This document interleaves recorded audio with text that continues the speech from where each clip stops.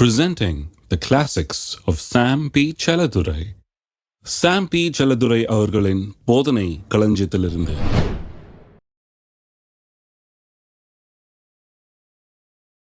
சில விதை அதிக மண் இல்லாத கற்பாறை இடங்களில் விழுந்தது. மண் ஆழமாக இராதனால சீக்கிரம் முளைத்தது. வெயில் ஏறின போதோ தீந்து போய் வேறு இல்லாமையால் உலர்ந்து போயிட்டு. என்ன பிரச்சனையா? பல பிரச்சனை சொல்லுது, ஆனால் வேறு இல்லாமன்னு ஒரு பிரச்சனை. அதை தான் இன்றைக்கி பார்க்க போகிறோம். அதனுடைய விளக்கத்தை பின்னால் சொல்கிறார் இல்லையா, அதை பாருங்கள். 20ஆம் வசனம். கற்பாறை இடங்களில் விதைக்கப்பட்டவன், அதனுடைய விளக்கம் அது. வசனத்தை கேட்டு உடனே அதை சந்தோஷத்தோடு ஏற்றுக்கொள்ளுகிறவன், ஆகிலும் தனக்குள்ளே வேறு இல்லாதவனாய் கொஞ்ச காலம் மாத்திரம் நிலைத்திருப்பான். வசனத்தின் நிமித்தமும் உபத்திரம் துன்பம் உண்டான உடனே இடரல் அடைவான். தனக்குள்ளே வேறு இல்லாதனா என்ன? அது கொஞ்சம் டிஸ்கிரைப் பண்ண வேணும். இப்போது தனக்குள்ளே வேறு இல்லைன்னா, சிலருடைய கிறிஸ்தவ ஜீவியம் உள்ள தங்களுக்குள்ளே நடக்கிற ஒரு ஆவியானுடைய கிரியின் நிமித்தமாக அங்கே நடக்கிற காரியத்தின் மூலமாக உண்டான ஒன்று அல்ல. இது வெளிப்புறமான சில காரியங்கள்னாலே இவருடைய கிறிஸ்தவ ஜீவியம் ஓடிக்கொண்டிருக்கிறது. Nothing inside but all external. External சொன்னால் வெளிப்புறமான காரியங்களில் ஓடிக்கிட்டு இருக்குதுன்னா எப்படி? சிலருக்கு நல்ல பெற்றோர் இருக்காங்க பாருங்கள். நல்ல பெற்றோர் இருக்கிறனால கோயிலுக்கு ஒழுங்காக கூப்பிட்டு வந்துடுறாங்க. இன்னும் சிலர் இருக்கிறாங்க, அவருடைய வாழ்க்கை கிறிஸ்தவ வாழ்க்கை எப்படின்னா, அவங்களுக்கு ஒரு நல்ல சுற்றுப்புற சூழல் உண்டாக இருக்குது. அதை வச்சு தான் அவங்களுடைய கிறிஸ்தவ வாழ்க்கையே இருக்குது. பாருங்கள், ஒரு ஊருக்கு போகிறோம், அவங்க ஒரு வீட்டில் தங்குறோம், சொந்தக்காரங்க வீடோ இல்லை தெரிஞ்சவங்க வீடோ ஏதோ, அவங்க நல்ல பீப்புளாக இருக்காங்கன்னு வைங்க. அவங்க கெட்ட பழக்கங்கள்லாம் கிடையாது, அவங்க குடிக்கிறது கிடையாது, சீரடி குடிக்கிறது கிடையாது, அவங்க போய் சினிமா பார்க்குறது கிடையாது, அவங்க இது கெட்ட காரியம்லாம் பண்ணுறது கிடையாது. அப்படின்ன உடனே அவங்க வீட்டில் தங்கியிருக்கிறோம். நம்மளும் என்ன பண்ணுறோம்? இங்கே வாழை சுருட்டிட்டு குறைட்டா இருப்போம். ஏன்னா பெற்றோர் எதுக்கு கொண்டு போய் விட்டாங்க? அதுக்கு தான் அங்கே கொண்டு போட்டிருக்காங்க. இன்னும் சிலருக்கு கிறிஸ்தவம்னா ஒரு உற்சாகமான எழுச்சி மிக்க ஒரு சரௌண்டிங்கில் இருக்கணும் அவங்க.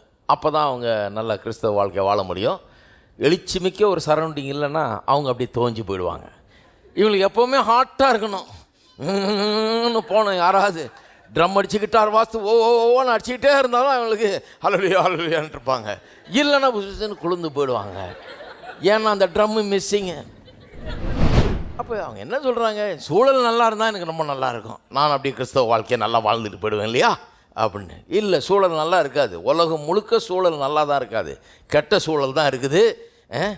நீங்கள் ஒரு தெருவில் வாழ்ந்தீங்கன்னா அங்கே பிரச்சனை இருக்குது, ஒரு ஊரில் இருந்தீங்கன்னா அங்கே பிரச்சனை இருக்குது, ஒரு நாட்டில் இருந்தீங்கன்னா அங்கே பிரச்சனை இருக்குது, ஒரு வேலைக்கு போனீங்கன்னா அங்கே பிரச்சனை இருக்குது.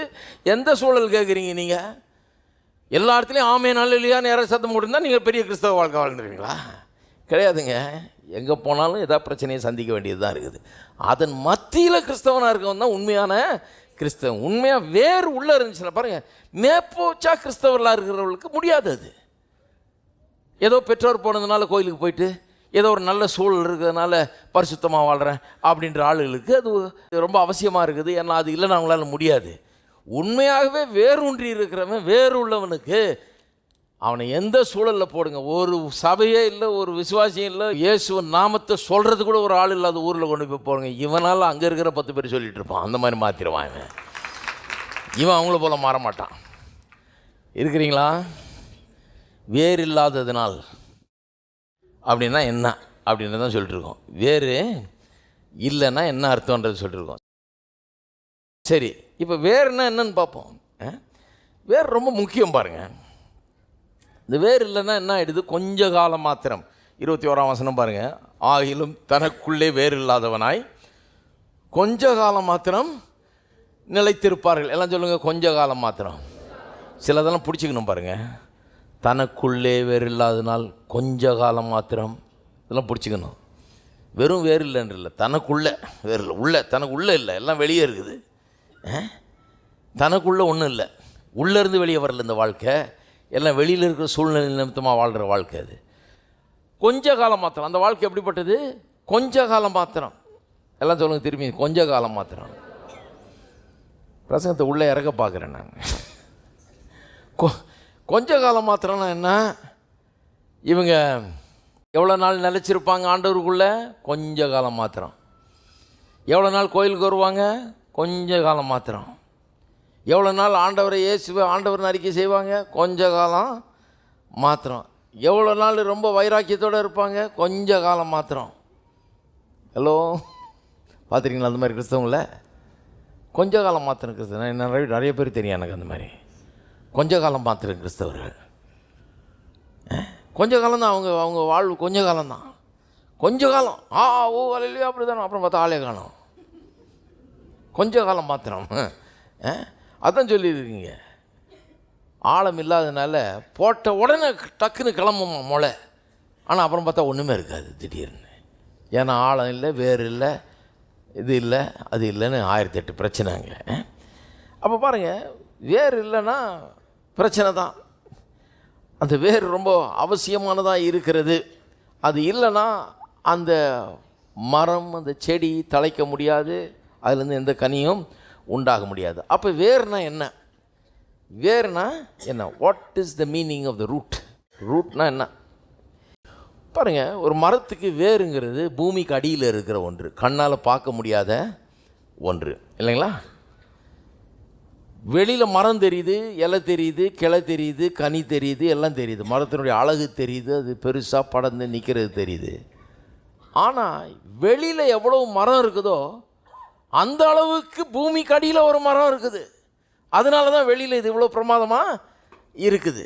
நம்ம வெளியில் உள்ளதான் பார்க்குற மொழியை உள்ளே உள்ளதை பார்க்குறது இல்லை. உள்ளே நல்லா இல்லைன்னா வெளியே நல்லா இருக்க முடியாது. உள்ளே அந்த வேர் நல்லா இல்லைன்னா வெளியே இவ்வளோ இருக்க முடியாது. வெளியே பெரிய மரமாக இருந்து வேறு உள்ளே திருண்டாக இருக்க முடியாது. வெளியே எந்த அளவுக்கு இருக்குதோ அந்த அளவுக்கு உள்ளே இருக்குன்றாங்க. அந்த அளவுக்கு பெருசாக உள்ளே போய்கிட்டு இருக்கோன்றாங்க. அப்போ பாருங்கள், பார்க்க முடியாமல் பூமிக்குள்ளே மறைஞ்சிருக்கிற பகுதி யாரும் பார்க்கறது இல்லை. அதனால சிலர் அதை கவனிக்கிறதே இல்லை. ஆனால் ஒரு நல்ல விவசாயிக்கு அது தெரியுது, அடியில் விஷயம் இருக்குதுன்னு. அதனால தான் அதுக்கு உரம் போடுறான், இல்லையா? அதனால தான் அதை பற்றி அவனுக்கு ஒரு அக்கறை இருக்குது. ரசிக்கிறவங்க என்ன பண்ணுறாங்க? அப்படியே வர்றாங்க, ஆஹா என்ன நல்ல மரம், இலை நல்லா இருக்குது, கிளை நல்லா இருக்குது, பழம் நல்லா இருக்குது, நல்ல ருசியாக இருக்குது, நல்ல பழம் இதுன்றாங்க. வேரை பற்றி யாரும் பேசுகிறதே கிடையாது. ஆனால் அந்த வேர் நல்லா இருக்கிறதுனால தான் அந்த மரம் நல்லா இருக்குது. அப்போ ஆவிக்குரிய ஜீவியத்தில் இதே தான். வெளியில் ஒரு கிறிஸ்தவ வாழ்க்கையை பார்க்குறோம், வெளிப்புறமாக தெரியுது அது. ஆனால் வெளிப்புறமாக தெரிகிற அந்த கிறிஸ்தவ வாழ்க்கைக்கு பின்னால் உள்ளான ஒரு கிறிஸ்தவ ஜீவியம் இருக்கிறது. இருதயத்துக்குள்ளே மறைந்து இருக்கிற ஒரு கிறிஸ்தவ ஜீவியம் இருக்கிறது. அதுதான் அந்த வெளிப்புறமான இப்படிப்பட்ட ஒரு வாழ்க்கையை கொண்டு வருகிறது, இல்லையா? அந்த மறைந்து இருக்கிற அந்த கிறிஸ்தவ ஜீவன்றது என்ன? மறைஞ்சிருக்கிறது என்ன? மறைஞ்சிருக்கிறது என்னன்னா, அது உள்ளே இருக்கிற இந்த ஆவிக்குரிய காரியங்கள், உள்ளே நடைபெறுகிற ஆவிக்குரிய காரியங்கள். சில காரியங்களை சொல்கிறேன் சும்மா உதாரணத்துக்கு, நீங்கள் மீதியெல்லாம் நீங்கள் ஆட் பண்ணிக்கலாம். பாருங்கள், ஒரு நல்ல ஆவிக்குரியவனை பார்த்தீங்கன்னா உள்ள ஒரு நல்ல கிரியை நடந்துக்கிட்டு இருக்குது அவனுக்குள்ள. முதலாவது கிரியை என்ன? அவனுக்கு உள்ள ஒரு பெரிய மனம் திரும்புதல் இருக்குது. மனம் திரும்புதல்ன்றது ஏதோ ஒரு நேரம் நடந்து முடிஞ்சிடுறது இல்லை. சிலர் நினைக்கிறாங்க மனம் திரும்புதல் வாழ்க்கையில் ஒரு தடவை நடக்குது, அதோட அதை மூடிட்டு வேறு சாப்டர் ஆரம்பிச்சிடும். கிடையாது. மனம் திரும்புதல்ன்றது, மார்ட்டின் லூத்தர்லாம் அதை பற்றி பேசும்போது என்ன சொல்கிறாரு? தினந்தோறும் மனம் திரும்பணுன்றார். ஒரு நாளைக்கு சில நேரத்தில் பல தடவை மனம் திரும்ப வேண்டியது இருக்கிறார். ஒரு விதத்தில் உண்மை தான் அது. ஏன்னா கிறிஸ்தவன்னா யார்? ஒரு நல்ல கிறிஸ்தவன்னா யார்? நல்ல ஆவிக்குரிய கிறிஸ்தவன்னா யார்? 100% அப்பழுக்கற்றவன், எந்த இதுவும் இல்லை, அப்படியே 100% ஹோலின்னு நினைக்கிறீங்களா ஆவிக்குரிய கிறிஸ்தவன்னா? அப்படி யாராவது கிறிஸ்தவனை பார்த்தா சொல்லிவிடுங்க. ஏன்னா நான் பார்த்ததே இல்லை. அப்படி அவரை தூக்கி மியூசியத்தில் வச்சுருவோம், எல்லாம் டெய்லி போய் அவரை பார்த்து ஒரு கும்பிட்டு வந்துடுவோம். அப்படி யாரும் ஒரு கிறிஸ்தவர் இல்லை. எந்த பிரச்சனையும் இல்லைங்க, 100% ரொம்ப கரெக்டாக இருப்பார். இதுதான் ஆவிக்குரிய கிறிஸ்தவன், எந்த ஒரு மிஸ்டேக் நீங்கள் கண்டுபிடிக்க முடியாது அப்படின்ற கிறிஸ்தவரை பார்க்கவே முடியாது நீங்கள். அப்போ ஆவிக்குரிய கிறிஸ்தவனா என்ன? அவன் எப்படிப்பட்டவன்னா, அவன் ஒரு சின்ன தவறு செய்யும்போது கூட, எல்லாருமே தவறுகள் செய்கிறோம் இல்லையா? தவறுகள் உண்டாகிறது, எண்ணத்துலேயோ செயல்லையோ எதுலேயோ தவறு உண்டாகுது. உண்டாகும்போது அவனுக்குள்ள ஒரு வருத்தமும் மனம் திரும்புதலும் இருக்கிறது. உணர்வுள்ளவனாக இருக்கிறான். அவன் நான் தப்பு பண்ணிட்டேன், நான் செய்தது தப்பு, இதை நான் செய்திருக்கக்கூடாது, இப்படி இருக்கக்கூடாது அப்படின்னு சொல்லி உள்ள ஒரு மனம் திரும்புதல் இருக்குது பாருங்கள். அதனால் அடிக்கடி அவனுக்குள்ள ஒரு பெரிய இதை குறித்த வருத்தம், மனம் திரும்புதல், இதிலிருந்து திருந்தி வாழ்கிறது, இந்த காரியம்லாம் உள்ளே எப்போவுமே நடந்துக்கிட்டு இருக்குது. அதுதான் ஒரு ஆவிக்குரிய கிறிஸ்தவனுக்கு அடையாளம். அவன் தப்பே பண்ணாதவன் இல்லை, தப்பே பண்ணாதவனும் கிடையாது. தப்பு பண்ணும்போது நான் திருந்த வேணும், நான் இன்றைக்கி இதோடையே தூங்கக்கூடாது, இதோடையே தூங்கி நான் நாளைக்கு எந்திரிக்கக்கூடாது, இதை இன்றைக்கே கழட்டி விடணும், இதை மனம் திரும்பணும், இதை அறிக்கை செய்யணும், இதை விட்டு விடணுன்ற உணர்வு அவனுக்குள்ளே அதிகமாக இருக்கிறது. இருக்கீங்களா? அந்த விதமான ஒரு உள்ளான ஒரு கிரியை நடந்து கொண்டிருக்குது அவனுக்குள்ள. அவன் சாதாரண ஆள் இல்லை. ஒரு தப்பு செய்யும்போது உடனே அதை உணர்றான், உடனே அதை சரி பண்ணுறான். அதை பற்றி ஒரு வருத்தம், ஒரு இது இருக்குது அவனுக்கு. சில கிறிஸ்தவங்களை பார்த்தீங்கன்னா நிறைய தப்புனவங்க எந்த உணர்வும் கிடையாது, எந்த மனம் திரும்புதலும் கிடையாது. இப்படி பண்ணுறோமே இதெல்லாம் திருந்துவோன்ற அந்த இது வர்றதே கிடையாது. ஆனால் இந்த உண்மையான ஆவிக்குரிய கிறிஸ்தவன் என்ன பண்ணுறான்? அப்படி இருக்க முடியாது. அவன் என்ன பண்ணுறான்? ஒரு சின்ன தப்பு செய்யும்போது கூட அவனுக்குள்ள ஒரு பெரிய டிஸ்டர்பன்ஸ் உண்டாகுது. இதை சரி பண்ணுற வரைக்கும் அடுத்த ஸ்டெப் அவன் போகவே முடியாது. ஆகவே அவன் கான்ஸ்டண்ட்டாக தன்னை சரி பண்ணி கொள்கிற ஆளாக இருக்கிறான். அடுத்தது ஜெபம். ஜெபங்கிறது இயேசு சொன்னார் இல்லையா, அறையை சாத்திக்கிட்டு ஜெபம் பண்ணுன்னு. ஜெபம்ன்றது நம்ம உலகத்துக்கே அறிவிக்கிறது இல்லை. நான் 3 மணி நேரம் ஜெபம் பண்ணுறேன் டெய்லி ஒருத்தர் சொல்கிறாரு. நான் நினச்சிக்கிட்டேன் உன்னுடைய ரிவார்டு இந்த உலகத்தில் மற்றவங்களாம் பார்த்து கை தட்டுறாங்க, அதோடு முடிஞ்சுது, அவ்வளோதான். அதுக்கப்புறம் அந்த ஜெபத்துக்கு எந்த பலனும் கிடையாது. எல்லோரும் பார்த்து என்ன சொன்னால் 3 மணி நேரம் ஜெபம் பண்ணுறவர் வர்றாரு பாருங்க, அவர் டெய்லி 3 மணி நேரம் ஜெபம் பண்ணுறாருங்க. எப்படி தெரியும்? அவர் தான் சொன்னார் டெய்லி 3 மணி நேரம் ஜெபம் பண்ணுறாருன்னு. ஏன் சொன்னார் இப்படி பண்ணாதுன்றார்? ஏன்னா இது அந்தரங்க வாழ்க்கை, இது ஆவிக்குரிய ஜீவியம்ங்கிறது இது உள்ள மறைஞ்சிருக்கிற ஒரு காரியம். அப்போ ஜெபம்ங்கிறது நம்முடைய உள்ளத்தில் ஆண்டவர் பேரில் இருக்கிற அந்த வாஞ்சையினால் பசி தாகத்தால் ஏற்படுகிற ஒன்று. அதை செய்கிறோம். அதை செய்யும்போது அது ஒரு வேராக இருக்குது பாருங்கள், அது ஒரு ரூட் மாதிரி ஆகிடுது. அது மட்டும் இல்லாமல் தேவனோடு கூட இருக்கிற உறவு, எல்லா உறவை காட்டிலும் உலகத்தில் இருக்கிற அத்தனை உறவுகளை காட்டிலும் பாருங்கள், உறவுனா அங்கே போகணும், சொந்தக்காரன் வீட்டுக்கு போகணும், இங்கே போகணும், அவங்க போகணும், இரத்த உறவு அப்படின்னு போய் ஒட்டிக்கிறோம் இல்லையா? போய் அவங்களே அண்டி அண்டி போயிட்டுருக்குறோம், இது பண்ணுறோம், ஓகே. ஆனால் ஆண்டவரை பற்றி அப்படி போகிறதில்ல. ஆண்டவருக்கு இவங்களுக்கும் அப்பப்போ விசிட் பண்ணிக்கிறது, ஹாய் பாய் மாதிரி. ஆண்டவரை பற்றி ஏன் அப்படி ஃபீல் பண்ணுறதில்ல? ஆண்டவரோடு ஏன் அப்படிப்பட்ட ஒரு உறவு இல்லை? யோசித்து பார்த்துறீங்களா? நிறைய பேருக்கு அப்படி கிடையாது.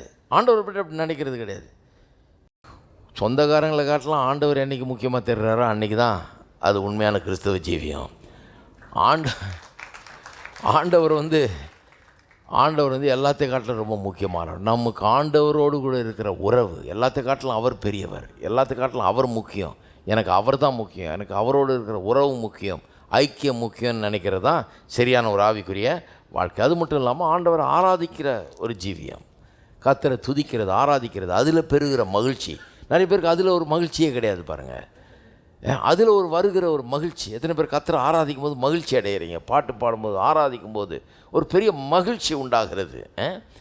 இதெல்லாம் அந்தரங்கத்தில் உண்டாகிற ஒரு காரியங்கள். இப்படி பார்க்கக்கூடாத ரீதியில் பல காரியங்கள் உள்ளே நடந்து கொண்டு இருக்கிறது. வசனத்தை குறித்த ஒரு வாஞ்சை, இதை அறிந்து கொள்ளணும், இதை தேடணும், இதை பிடிக்கணும், இதை புரிந்து கொள்ளணுன்ற வாஞ்சையெல்லாம் பாருங்கள், இதெல்லாம் அந்தரங்கத்திலே நடக்கிற இந்த ஆவிக்குரிய ஜீவியம். ஆனால் இங்கே உள்ளே நடக்கிறதுனால இது வெளியே யாருக்கும் தெரியறது கிடையாது. ஆனால் அது இல்லைன்னா வெளியே பாராட்டுற இந்த அழகான வாழ்க்கை இருக்காது. வெளியே வெற்றி கிடைக்கிறது, வெளியே சுகம் கிடைக்கிறது, வெளியே பல ஜெயங்கள் கிடைக்கிறது, வெளியே கை வச்ச காரியங்கள்லாம் நல்லா நடக்குது, எல்லாம் போகுது. ஆனால் உள்ள சரியில்லைன்னா வெளியே அவ்வளோ நல்லா போக முடியாது. நிறைய பேர் பார்க்குறவங்க வெளியே நடக்கிற காரியங்களை பாராட்டுவாங்க. ஆஹா என்ன மனுஷன், எப்படி பண்ணார், இப்படி பண்ணார், அப்படி பண்ணார், அப்படி ஆகும் இப்படி ஆகணுவாங்க, எல்லாம் வெளியே நடக்கிறதான் சொல்லுவாங்க. உள்ளே இருக்கிறது யாருக்கும் தெரியாது. ஆனால் உங்களுக்கு தெரிய வேண்டும். நமக்கு தெரியணும் எங்கே இருந்து இதெல்லாம் வருதுன்னு, எங்கேருந்து இந்த ஜெயம் வருது, எங்கேருந்து இந்த வெற்றி வருது, எங்கேருந்து இந்த வாழ்வு வருது, எங்கேருந்து இந்த பச்சை பசேர்னு இலைகள் வருது, எங்கேருந்து இந்த கிளை அழகாக வருது, எங்கேருந்து இந்த கனி ஏன் இவ்வளோ அழகாக இருக்குது, இவ்வளோ ருசியாக இருக்குது, இவ்வளோ அருமையாக இருக்குது, ஏன் அது அப்படி இருக்குதுன்றது உங்களுக்கு தெரியும். ஏன்னா உள்ளே என்ன இருக்குதுன்றது உங்களுக்கு புரிகிறது. இருக்கீங்களா?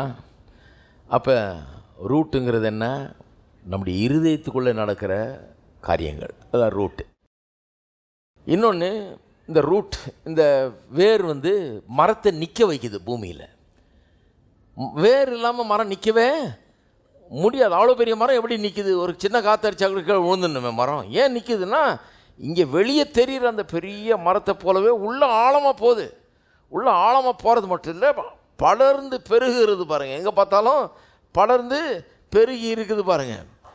அப்போ அதனால தான் காற்று அடித்தாலும் புயல் அடித்தாலும் என்ன அடித்தாலும் அந்த மரம் அப்படியே நிற்குது. 100 வருஷம் கூட நிற்கிது.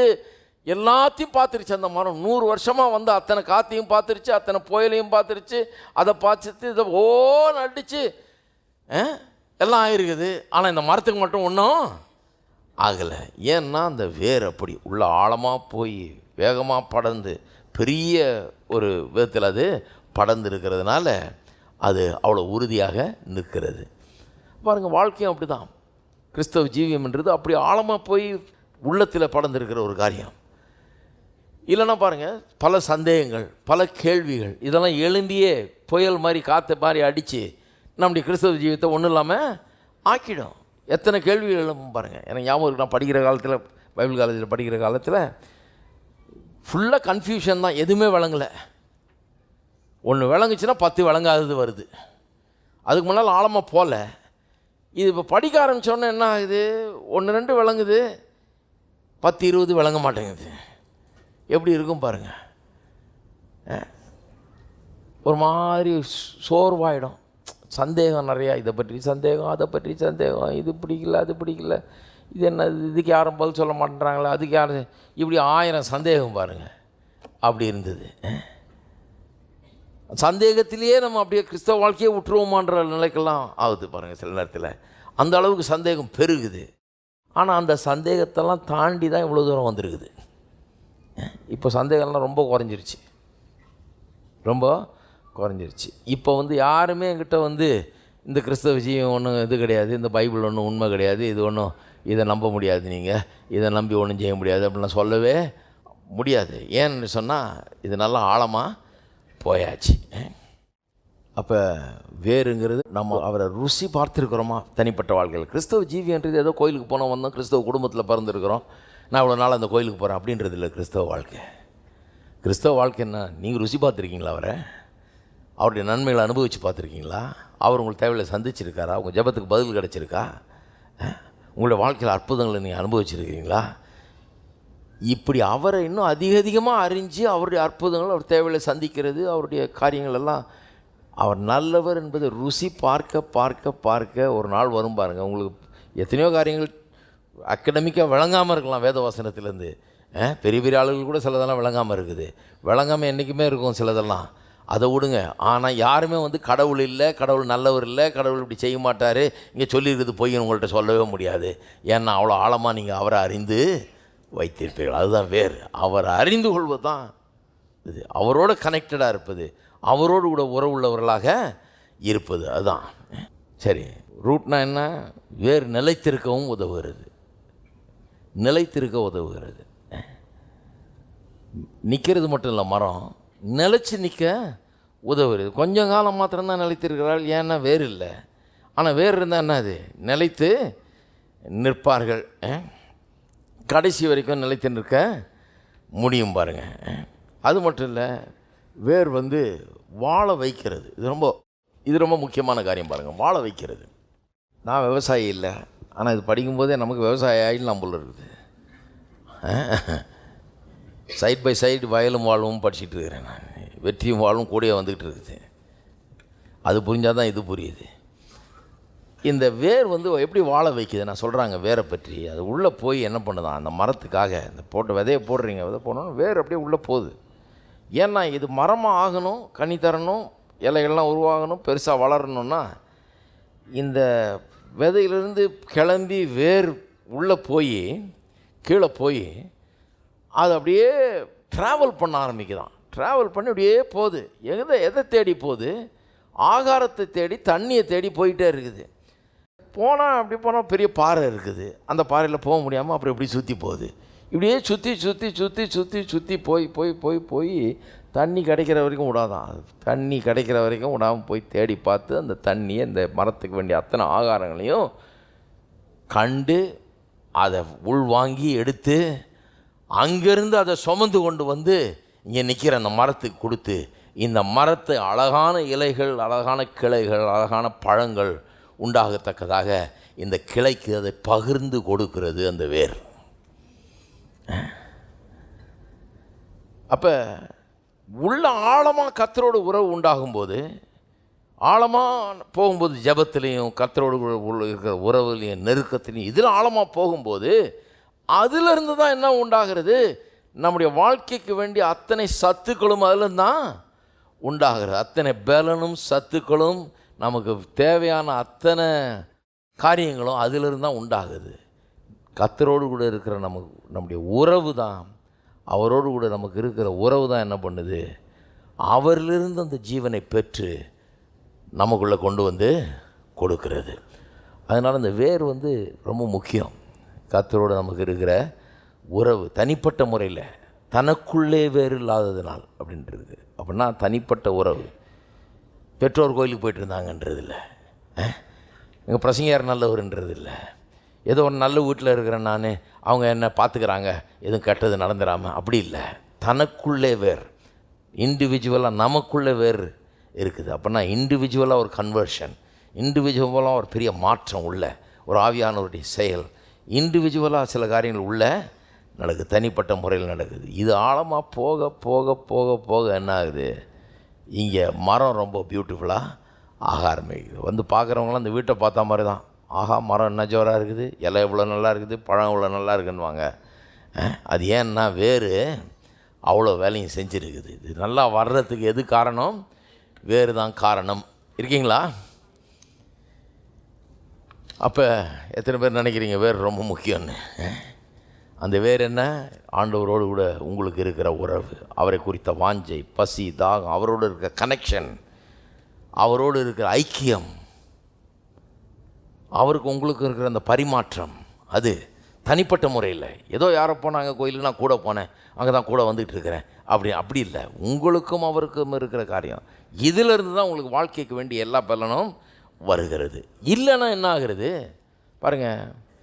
இங்கே வசனத்தில் சொல்லும்போது எப்படி சொல்லியிருக்கு, 5ஆம் வசனத்தில், சில விதை அதிக மண் இல்லாத கற்பாறை இடங்கள் விழுந்தது, அது ஆழமாயிராதனால் சீக்கிரமாக முளைத்தது. 6ஆம் வசனம், வெயில் ஏறின போதோ தீந்து போய் வேறு இல்லாமையால் உலர்ந்து போயிற்று. என்ன ஆச்சு பாருங்கள், வெயில் வந்ததுனால.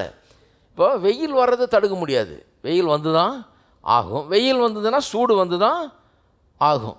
ஹலோ, இருக்கிறீங்களா? வெயில் ஏறினா எல்லா செடியும் செத்துரும் அப்படின்னா இன்றைக்கி எந்த செடியும் இருக்காது, நமக்கு சாப்பிட்றதுக்கு எதுவுமே இருக்காது. இன்னும் கேட்டால் வெயில் வந்தால் தான் எல்லா செடியும் நல்லா வளர முடியும். வெயில் ஏறும்போது சில செடிகள் ஏன் தீஞ்சு போகுதுன்னா வேர் இல்லாததுனால அதில் ஈரமும் இல்லை, இருக்கிற கொஞ்சம் ஈரமும் போயிடுது. இந்த சூடு உண்டான உடனே கொஞ்சம் ஈரம் போன உடனே இன்னும் கொஞ்சம் ஈரத்தை கொண்டு வர்றதுக்கு வேறு கிடையாது. அது இருந்தால் தானே போய் அதை கொண்டு வரோம். இன்னும் கொஞ்சம் ஈரத்தை கொண்டு வர வழி இல்லாதனால அந்த இருக்கிற கொஞ்சம் ஈரம் போன உடனே அது அப்படியே தீஞ்சு போயிடுறது. அப்போ வெயில் கெட்டது கிடையாது. சொல்லியிருக்கு இல்லையா, விளக்கத்தில் சொல்கிறாரு, உபத்திரம் துன்பம் உண்டான உடனே இடரல் அடைகிறார்கள், வசனத்தின் நிமித்தம் உபத்திரம் துன்பம்.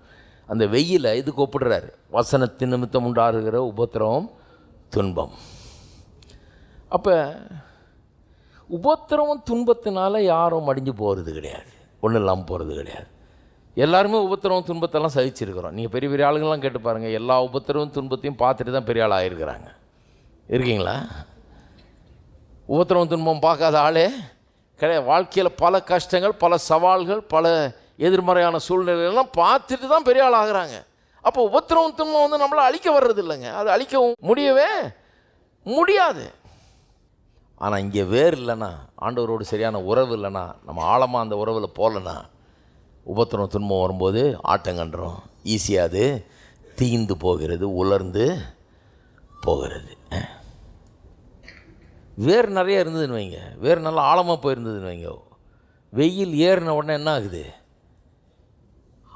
அந்த வெயில் தீந்து போக வைக்கிறது இல்லை, அந்த வெயிலே இதுக்கு ஒரு இது மாதிரி ஆகிடுது. இதை நல்லா விளைய வைக்கிற ஒரு காரியமாக இருக்குது. அந்த வெயில்னாலேயே இந்த செடி நல்லா வெயில் பட்டு பட்டு இன்னும் நல்லா வளரும்.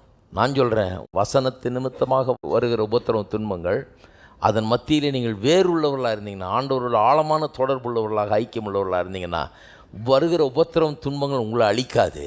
என்னாகும், வருகிற உபத்திரவ துன்பங்கள் உங்களை இன்னும் ரொம்ப ஸ்ட்ராங் ஆக்கிடும். ஏனென்று சொன்னால் அது அப்படி தான். அது நான் யோசித்து பார்க்குறேன், எனக்கு வந்த உபத்திரவம் துன்பங்கள் எல்லாத்தின் மூலமாகவும் இன்னும் ஸ்ட்ராங் ஆகிட்டேன ஒழிய வீக் ஆகலை. அது என்னை அழிக்கலை. அதெல்லாம் வந்த பிறகு இப்போ ஒன்று கண்டுபிடிச்சிருக்கிறேன், எந்த உபத்திரமும் துன்பமும் என்னை அழிக்க முடியாதுன்றதை கண்டுபிடிச்சிருக்கேன்.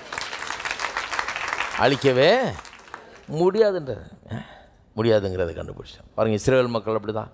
அவங்க என்ன ராட்சதர்கள் வந்து அவங்களை கொண்டு போட்டாங்களா? அப்படியே செத்தாங்க வனாந்தரத்தில். எரிகோவில் இருக்கிற ராட்சதர் வந்து இவங்களை அடித்து போட்டாங்களா? குதிரை ரதத்தையும் கொண்டாந்து இவங்களை போரிட்டு ஜெயித்தாங்களா? ஒன்றுமே நடக்கலை. ஒரு போரே நடக்கலை, ஒன்றும் நடக்கலை. இவனே ஜெயித்து போனான் வனாந்தரத்தில். ஏன்னா இவனுக்குள்ளே வேறு இல்லை, இவனுக்குள்ளே ஒரு ஆழமான நம்பிக்கை இல்லை, விசுவாசம் இல்லை, கர்த்தரோட ஒரு உறவு இல்லை, ஒன்றும் இல்லை. சும்மா மேற்பூச்சா கூப்பிட்டு வந்தான். கொண்டு போய் நேராக கர்த்தரே கழுத்து பிடிச்சி தூக்கிட்டு போய் கானான் தேசத்தில் உட்கார வச்சுருந்தா கூட விட்ட உடனே திருப்பி ரிட்டர்ன் ஆகிட்டு இருப்பான். இவன் எலாஸ்டிக் பேண்ட், இது மாதிரி பேண்டு மாதிரி விட்டான படாரம் நடிக்குது பாருங்கள், அந்த மாதிரி அங்கே கொண்டு போய் உட்கார வச்சுட்டு இப்படி வரதுக்குள்ளே அவன் திருப்பி அங்கே இருப்பான் எகிப்தில். ஏன்னா புத்தி அந்த மாதிரி வேறு இல்லாததுனால எந்த பிரச்சனையும் அவங்கள தோக்கடிக்கலை. இவங்களே அவநம்பிக்கையினால் தோக்கடிச்சிக்கிட்டாங்க தங்களை. அப்போ நான் சொல்கிறேன், எந்த பிரச்சனையும் நம்மளை தோக்கடிக்க முடியாது. வாழ்க்கையில் வருகிற துன்பங்கள், கஷ்டங்கள், பிரச்சனைகள், நமக்கு எதிராக வருகிற காரியங்கள் எல்லாமே பாருங்க, வெயில் மாதிரி எல்லாம் சாதாரண காரியங்கள் தான். ஒருத்தருக்கு வேலை போகுது, ஒருத்தருக்கு அது போகுது, இது போகுது, இதை இழந்தேன், அதை இழந்தேன், இப்படி தான் எல்லா இடத்துலையும் நடக்கிறது தான். இது ஒன்று காமன் காரியங்கள் தான் அது. ஆனால் சிலரை அது ஒன்றும் இல்லாமல் ஆக்கிடுது, சிலரை அது பெரிய ஆட்கள் ஆக்கிடுது. சிலர் அதிலிருந்து கிளம்பி பெரிய ஆள் ஆகிடுறாங்க. ஏன்னா அந்த அனுபவம் வந்து அதை பார்த்த உடனே அவங்களுக்குள்ள ஒரு பெரிய தைரியம் வந்துடுது, ஆளே மாறிடுறாங்க, வெற்றி அடைஞ்சிடுறாங்க.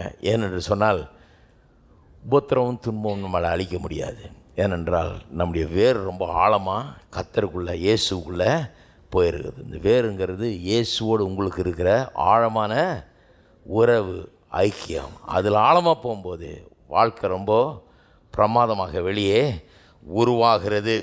ஆகவே உள்ளத்தில் அந்த வேலையை நடக்க அனுமதிக்கணும். அவரோடு கூட ஐக்கியத்தில் பெருக வேண்டும். அவரை நேசித்தா, அவரை குறித்த பசி, தாகம் இதில் நிரம்பினவர்களாக நாம் இருக்க வேண்டும். இதை வளர்க்க வேணும். உள்ள ஆழமாக போகணும். ஆழமாக போனால் தான் இன்னும் மேலே போக முடியும், உயர முடியும். வாழ்க்கையில் ஆழமாக போக கர்த்தர் உங்களை ஆசீர்வதிப்பாராக.